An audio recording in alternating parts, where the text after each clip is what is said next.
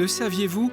L'ancienne sous-préfecture des Sables-d'Olonne, située à La Chaume, fut, à la belle époque, habitée et même transformée par l'une des plus grandes violonistes de la fin du XIXe siècle, Charlotte Wormez, devenue par son mariage Charlotte Chaillet, a laissé son empreinte, son âme ici, si bien que la villa porte désormais son prénom, la Villa Charlotte.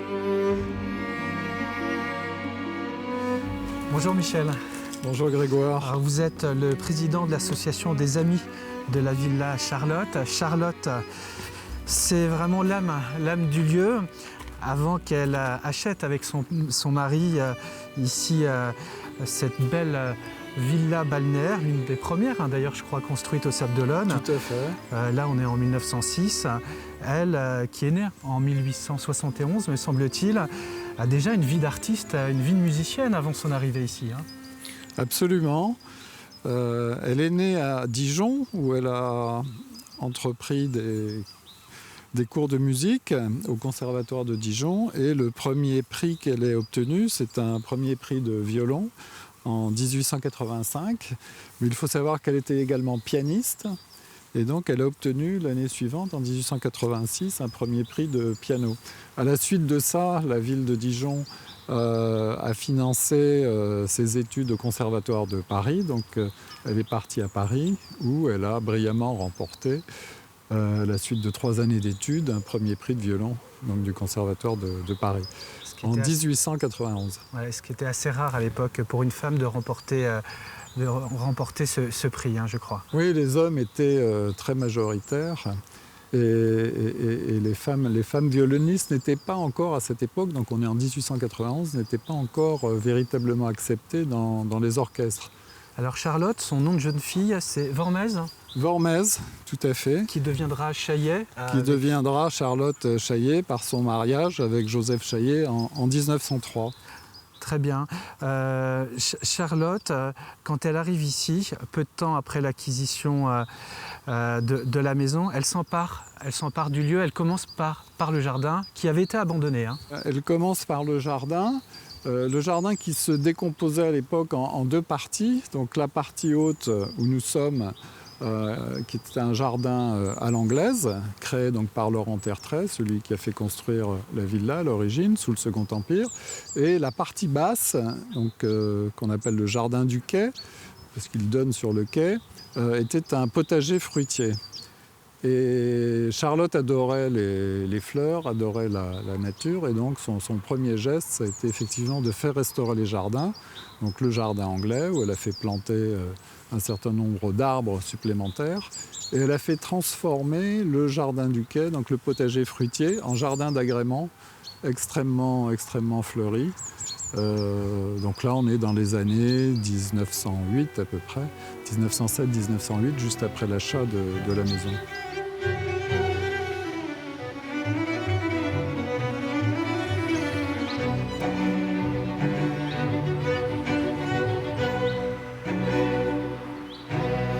Michel, la ville des Sables fait l'acquisition de la villa en 2016, ancienne sous-préfecture.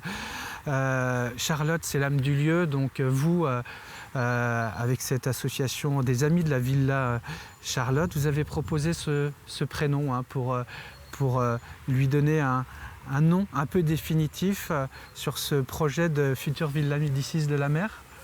Alors nous avons fait beaucoup de recherches sur les différents propriétaires de la villa et on a appris énormément de choses sur Charlotte qui était un peu laissée de côté. On parlait beaucoup de Joseph Chaillet parce que député de la Vendée, son mari, maire des Sables-d'Olonne, et on avait complètement laissé de côté la femme. Et en fait nos recherches ont montré que le grand personnage emblématique et artistique de la villa, la muse de la villa, c'était Charlotte. Et la ville, à la suite de ces recherches historiques, a voulu du coup rendre hommage à Charlotte en baptisant la villa donc, du prénom de Charlotte. Alors Charlotte, on l'a dit, ici elle s'occupe d'abord des extérieurs, on en a parlé du jardin, et puis très vite elle s'accapare le bâtiment et le transforme. Oui, dans les années 1910-1911, Et alors en fait, elle avait à Paris son salon de musique dans son appartement, où elle recevait de nombreux musiciens pour des petits concerts, des concerts de chambre, des séances musicales, dont Gabriel Fauré. Ici, c'était plutôt... Qu'elle recevait à Paris. Et elle a voulu... Oui, l'été, oui. Voilà, elle a voulu, pendant la saison estivale, avoir également son salon de musique. Je vous propose qu'on y aille même Allons-y, maintenant. Hein. Allons-y. C'est parti.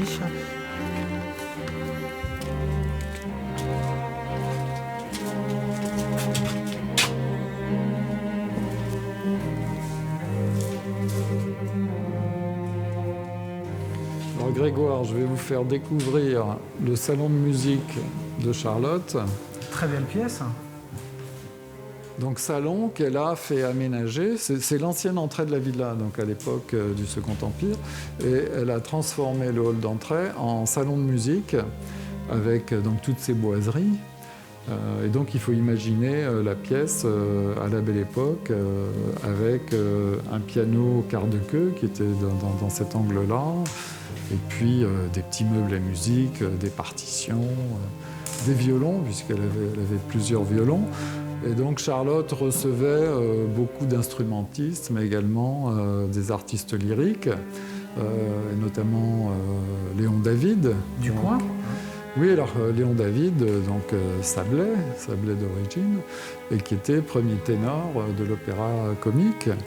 Elle recevait également Yvonne Brottier, qui était une cantatrice également, alors qui n'était pas originaire, qui n'est pas sablaise d'origine, mais qui avait épousé un Sablais et qui avait une maison un peu plus loin.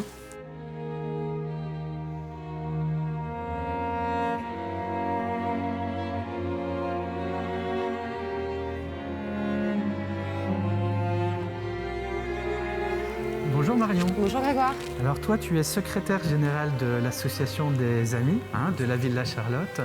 Les téléspectateurs d'ailleurs de TV Vendée te connaissent puisque l'été, ils te retrouvent sur notre chaîne pour l'émission Trésor caché qui fait la part belle au patrimoine vendéen. Charlotte, c'est une femme qui a beaucoup de facettes. C'est aussi une musicienne très généreuse. C'est une femme qui est née, une jeune fille qui est née en province, qui est arrivée à Paris à l'âge de 20 ans et qui a aussitôt eu son premier prix de violon au conservatoire. Être une femme à la fin du 19e siècle, avoir tous ses talents et avoir pu obtenir ce premier prix déjà, c'est un fait remarquable. Et puis après, Charlotte, oui, c'est une femme qui est généreuse, extrêmement généreuse, une femme de caractère, puisque dès la fin du 19e siècle, les années 93 jusqu'à 1903, elle va offrir des concerts aux gens du peuple, parce qu'elle a compris, Charlotte, qu'à travers la musique, c'est avant tout une valeur de partage, une valeur de transmission, et qu'il était très important de faire découvrir la musique, et non pas qu'à l'élite parisienne, mais aussi à tout à chacun. Elle aura eu à cœur d'enseigner la musique tout au long de sa vie également. Également d'enseigner, donc de transmettre tout ce que ses maîtres à elle lui avaient appris, et notamment à sa nièce Renée Delarba, qui était, on va dire, sa fille spirituelle, parce que Charlotte et Joseph n'auront pas d'enfants. Donc Renée sera sa fille spirituelle, mais aussi son élève. Renée qui obtient très rapidement également, elle aussi, le premier prix de violon au Conservatoire de Paris. Et aussi, fait intéressant, c'est que Renée se marie avec Henri Casatsu, donc de la fameuse lignée des Casatsu. Ils auront 2 filles ensemble, Catherine et Jacqueline Casatsu, qui passeront toutes leurs vacances ici, chez la tante Charlotte, pour profiter bien sûr de la mer, des Sables d'Olonne, mais aussi du jardin et du salon de musique, puisque les deux sont musiciennes, la première violoniste, la seconde pianiste. Et l'une d'entre elles, Catherine, rencontrera l'amour de sa vie ici, dans ce petit salon de musique. Et son amour est André Gaudin, donc baryton à l'Opéra Comique de Paris, originaire des Sables d'Olonne. Donc vous voyez, d'un côté, nous avons la grande famille Casatsu et de l'autre, la famille Gaudin, une famille d'artistes.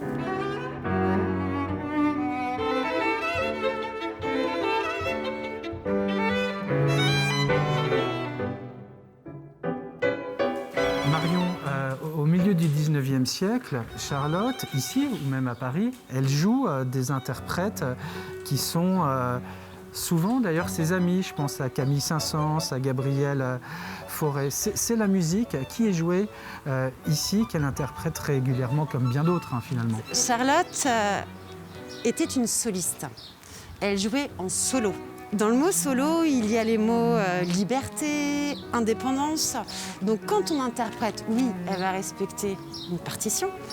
Elle va relire cette partition. Elle va nous offrir une nouvelle interprétation de ce qu'a souhaité Camille Saint-Saëns, Gabrielle Fauré. Alors Marion, si tu veux bien, avant de nous quitter, parlons des principales missions de l'association des Amis de la Villa Charlotte. Oui, alors les principales missions de l'association des Amis de la Villa Charlotte sont au nombre de 3. Donc c'est vraiment participer à la restauration et à la réhabilitation du site, jardin et villa, assurer aussi le rayonnement culturel de cet ensemble, donc demain, d'ici les prochains mois ou bien les prochaines années, et dès aujourd'hui, enrichir les collections botaniques. Collection botanique, mais aussi collection artistique de la villa. L'association édite plusieurs fois par an un carnet très riche d'histoires, d'anecdotes, du lieu, mais pas seulement. On y raconte la vie de Charlotte, tout naturellement. Ces carnets, ils sortent à quelle fréquence dans l'année? Il y en a eu 2. Il y en a eu 2. Malgré le confinement, ça nous tenait à cœur vraiment d'offrir à tous nos adhérents leurs 2 carnets, puisque tout adhérent en fait a le droit à ces carnets. Ceux qui ne sont pas adhérents pourront les acheter. Donc tous les 6 mois, on édite un nouveau carnet, comme tu le disais justement, qui va parler de Charlotte, mais qui va parler aussi des collections botaniques, qui va parler du jardin, qui va parler de la villa. Et on essaye aussi de toujours faire un focus sur une autre villa balnéaire de France. Alors cette villa, en 2023, elle aura changé, elle aura été restaurée, elle aura été nettoyée. On aura un magnifique jardin du paysagiste Louis Bénèche. Les gens qui veulent s'intéresser à ce lieu, ils peuvent adhérer à l'association. C'est simple, comment on s'y prend? Bien sûr, alors tout simplement par voie postale, voilà, en écrivant au siège de l'association et en versant une cotisation, sur la page Facebook sinon des Amis de la Villa Charlotte, ou en se procurant aussi un carnet de la villa qui sont en vente au Fables d'Olonne, donc au Sables d'Olonne, librairie donc des Sables d'Olonne. Et pour reprendre ce que tu disais, Grégoire, donc 2023, oui, les jardins devraient être réhabilités. Voilà, donc en tout cas, on fait tout pour avec la ville pour que ça se fasse en temps et en heure. Et la villa, elle, ce sera dans un second temps, voilà, après 2023. Merci en tout cas à toi, Merci, puis Grégoire. aussi à Michel Brossard pour nous avoir fait découvrir ce projet, puis nous avoir raconté l'histoire de Charlotte, une sacrée musicienne. Et quant à nous, on se dit à une prochaine fois pour un autre numéro de Chemin de Traverse.